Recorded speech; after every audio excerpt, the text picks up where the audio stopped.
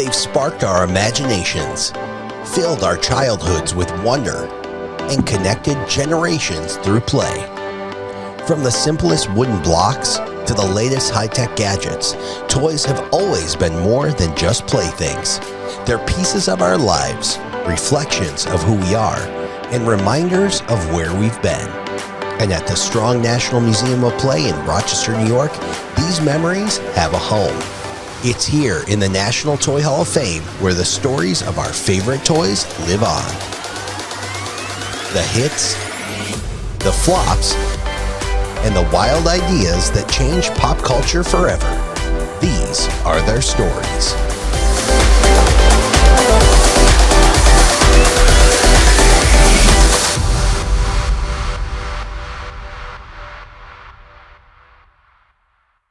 Hey everybody, Ryan Turco, toy collector and pop culture fan, joined by Chris Bench, the Strong National Museum of Play Collections Vice President.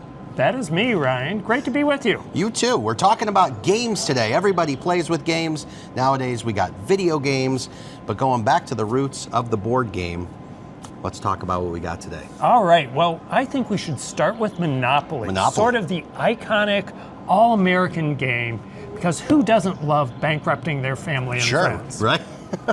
But Monopoly didn't start out that way. It started with a game just after the turn of the 20th century, a game called the Landlord's Game that a woman named Lizzie McGee had created. And her whole intent was to prove how awful it was to have a money-grubbing landlord who could keep raising your rent.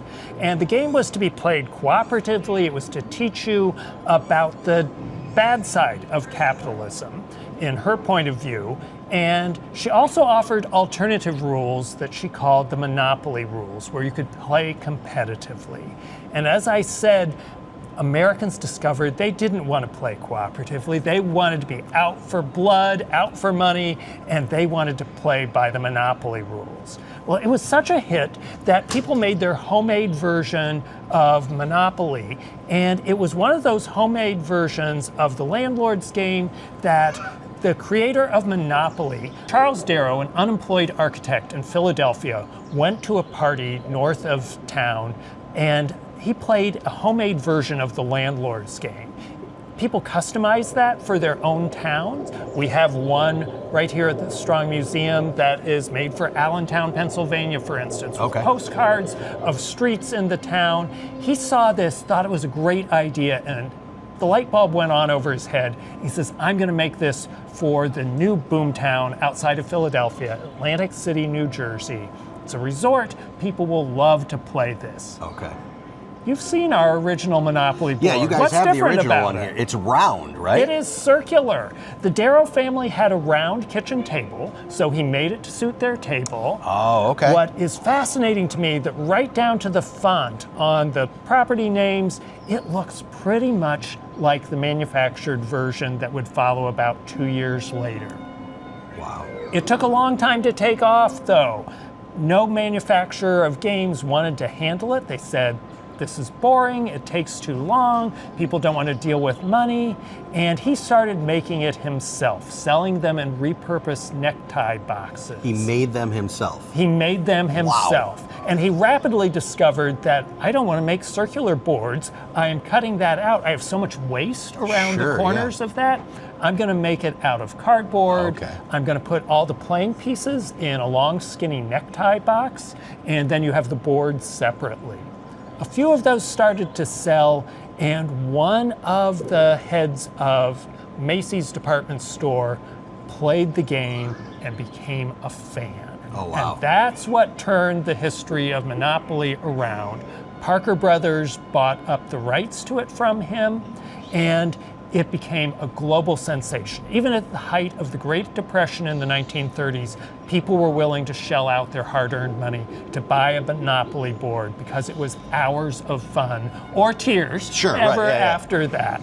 The person who got the short end of the stick was Lizzie McGee, the woman who had created the Landlord's Game that inspired the whole thing. She got paid $500 for the rights to her game, and she never participated in the millions of dollars of income that happened after that. Now you talk about a game that's really stood the test of time. You have the original version, and there's been so many variations that have been created, and a lot of it goes back to the those iconic little pieces. The playing pieces. Yes. And those keep getting refreshed along the way. They have phased out some of the ones that people aren't as fond of anymore, like the thimble and the iron that were part of the original. Do people even know what irons are these days? Or thimbles? So there are new playing pieces. In fact, I brought one of the variations to show today. Okay. This is Monopoly Here and Now, and it has no more railroads, because railroads are a thing of the past. Sure. It has airports, because airlines come and go, but we're pretty sure that O'Hare in Chicago and Hartsfield in Atlanta are going to be around. This version, the playing pieces are a Toyota Prius, a Starbucks mug, a laptop computer, and when you pass go, you collect not $200, but $200,000. Oh my God! Oh, so inflation. They've up to the money too. Inflation has hit it in a big way. That's crazy. I know for me growing up, the Millennium was a thing, and they did the Millennium edition of Monopoly. And what was so cool about that was the money was like transparent. It was really? They even changed the money part of that. And that's the thing that I love about Monopoly is they have different character versions, and the pieces, everything all reflects Sports that. teams, cities, all of those. Yeah, the cities. Like you guys sell one here for Rochester, and so it's really been neat to see how that integrates into going back to the original, idea, which was customizing it around your hometown area. That's right. So it has proven to be so durable in people's minds. You can hardly have grown up or be a grown-up today in the United States and not have played Monopoly at some time. And maybe you did what I did, was go to my room in a huff because I've been bankrupted and everyone else is going on playing the game. And we still see it to this day with McDonald's. They do their Monopoly. And then there's one of those things too that is out there. What is it? The Mandela effect that they say with the Monopoly man. Does he wear a monocle or not? He has never had a monocle. But so many people think they have seen him with a monocle. So Monopoly, so much fun, so many different, no matter whether you played it as a kid or you are getting it in the drive-thru, it's touched a part of everybody's life at some point throughout That's time. why it's in the National Toy Hall of Fame. When we come back, you eat it, but have you ever played it in a board game form? We're going to talk Candyland after this.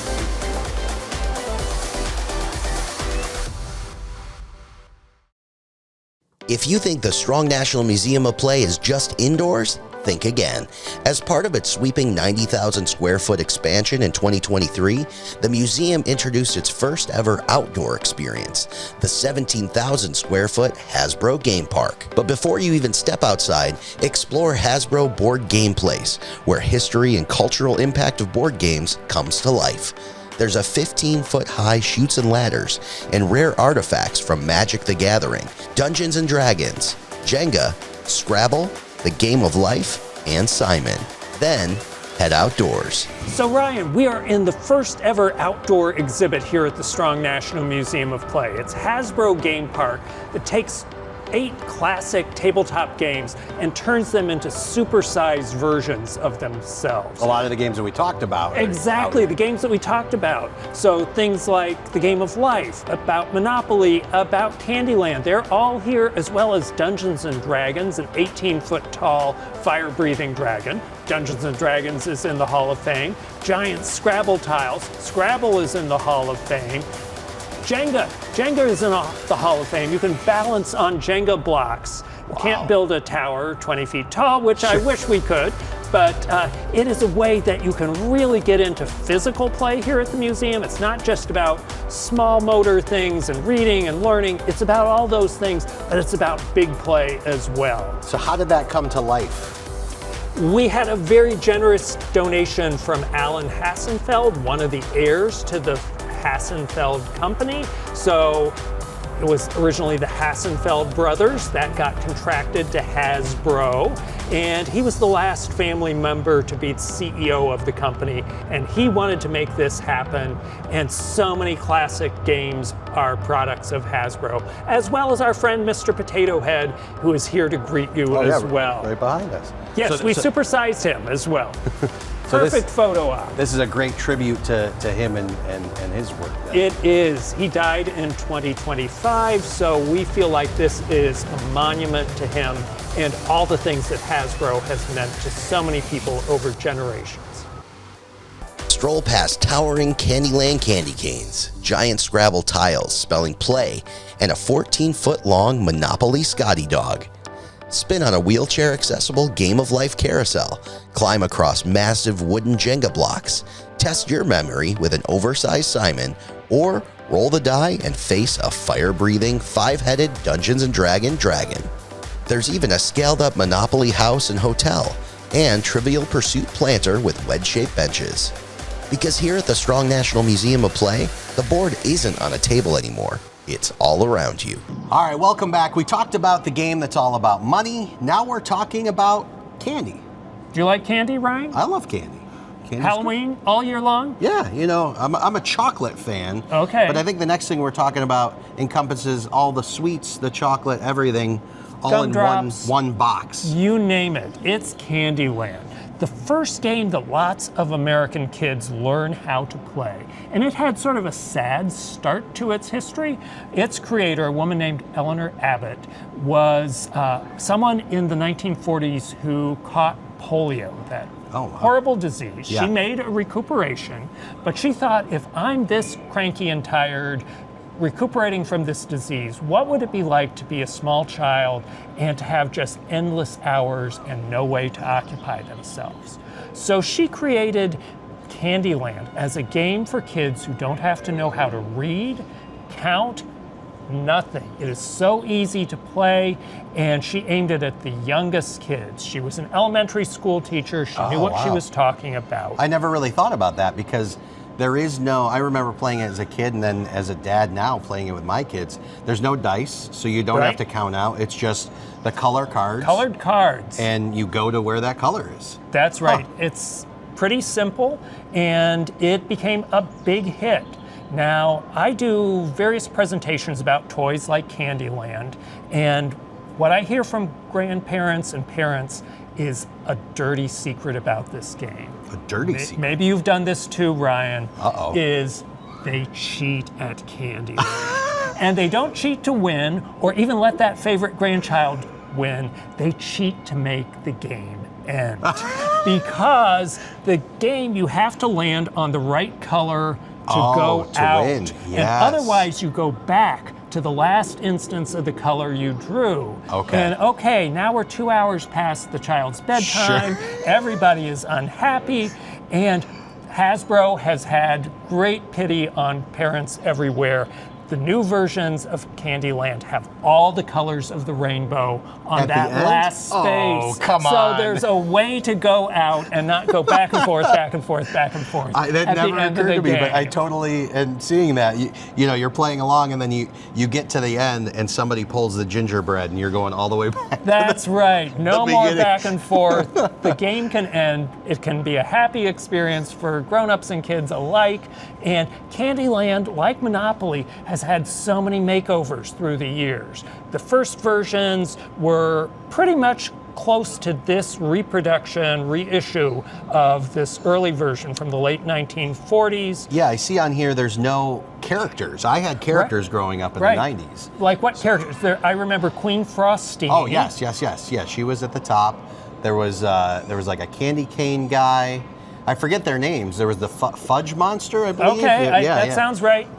So Candyland has been refreshed for new generations. Each one feels affection for the one that they grew up with, and it teaches kids to take turns, to maybe not pout so much if they didn't win at the end. Sure. All those essential things that would allow them to go on to play other games, because it sets basic principles of sort of game etiquette. Well, it's crazy too looking at this. So this is based off the original. That's right. So you have the candy hearts. I did not have candy hearts. I had the peppermint stick forest, and then Gumdrop Mountains? Gumdrop Mountains, but ice cream floats. Yes. I don't remember having Okay. ice cream floats or peanut brittle. So that just must speak to the times of the hit candies of every era. Yeah, the right, favorite right. confections. I feel like now you would get the Jelly Bellies, bamboozled. Hey, there we go. We might have created a new adult game. We integrate we need to get a license, Ryan, and we'll split the profits on that one. Candyland, very exciting. Coming up next, the game of mystery that's turned into movies and even a Broadway show. We're talking Clue after this.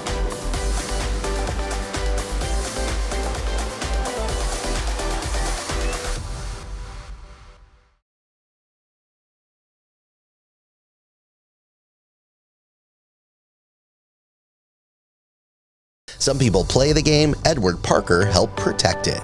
Meet Edward Parker of Parker Brothers. In the 1970s, when Atlantic City considered renaming Baltic and Mediterranean avenues, Parker sprang into action, defending the iconic Monopoly board that featured those very streets.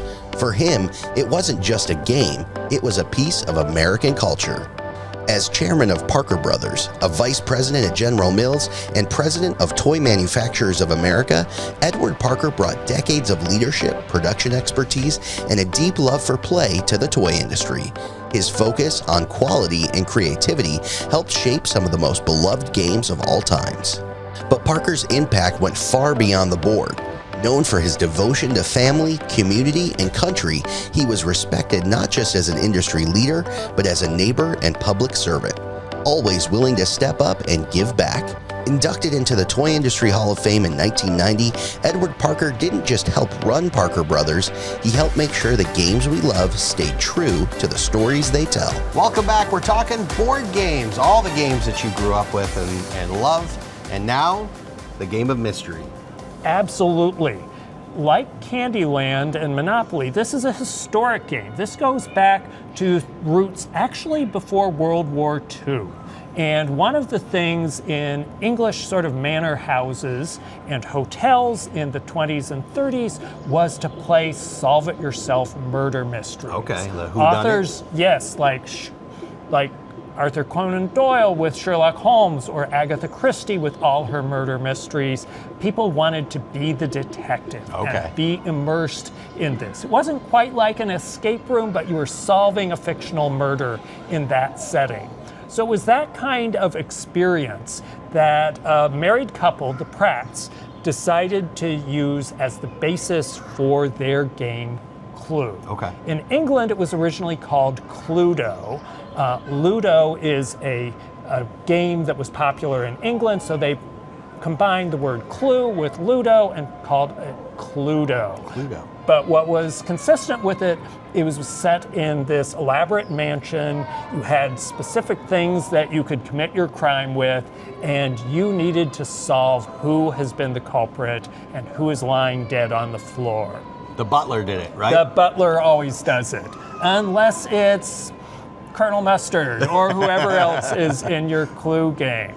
And the story is that they also found this game as a way to pass the hours when they were in bomb shelters during World War II, waiting for German bombers to go past and to just occupy that downtime. And it was after World War II that it started being produced and came across the Atlantic to the United States now with the new name of Clue, and it has gone on to become a staple. It tests your sort of powers of deduction. Well, I can rule out him because she wasn't in that room, and all these other kinds of things that really help you build your mental skills as well as ideally just being fun. Sure. Yeah. And Were you a Clue player growing up? I actually never played Clue. For me, in the 90s, we had a game called 13 Dead End Drive, which was very similar. But, in the 90s with board games, they were always trying to top each other. You have the flat board game, but we saw a lot of the rise of like the 3D games where you actually had to build it out. Yes, exactly. Mousetrap and Mall Madness I had. Yeah. But 13 Dead End Drive, you actually built the mansion out. But by the time you actually got to building it out, you're playing the game, it was like... It was anticlimactic. Okay. Right. Were you a good detective, Ryan? I would say so. It's interesting, the whole whodunit thing, we've seen has spun into, Scooby-Doo and pop culture, and then Clue even got its own movie out of that, and now a Broadway show that they're bringing around touring places. A musical version of Clue. So I need to do that. I think I will talk my boss into letting that be done on work time. From board game to Broadway. Well, thank you so much for sharing that with us today. This is awesome. Monopoly, Candyland, Clue, and the best thing of all is you can come here to the Strong National Museum and see all these on display, including that original version of Monopoly. That very first Monopoly that we talked board. about. It's one of our iconic objects. So exciting, you got to check it out. We'll be back next time with more fun right here on Toy Stories.